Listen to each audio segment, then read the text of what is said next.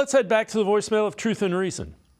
Hi, this is Rico. I want you to put on your GM thinking hat, and I want you to identify what the Browns need in order for them to be a more complete team or maybe get over the hump. In my opinion, I would like another wide receiver. I mean, maybe trade DPJ and some draft capital to acquire a better wide receiver too. What say you? Thanks. Go Browns. As always, appreciate all of the voicemails.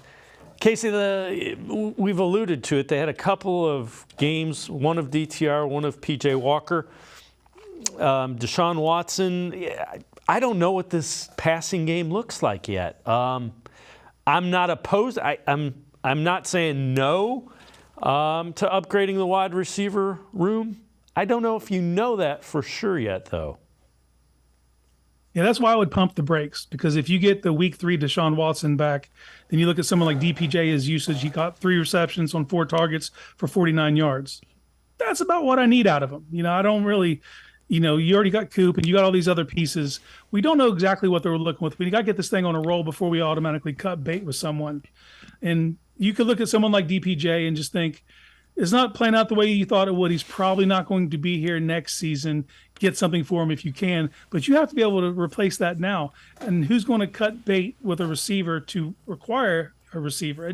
I don't think the math adds up. I think that you're probably looking at the room that you have, and then if you have to pivot next offseason, you supplement DPJ's reps with Cedric Tillman and maybe even a Michael Woods, and probably draft someone. But I don't really see an absolute need. I would get some offensive line depth maybe if you were to make a move, but it's I don't know exactly what we're cooking with, like you said. So I'd let this thing play out, and if we get closer to October 31st before you make any trade decisions.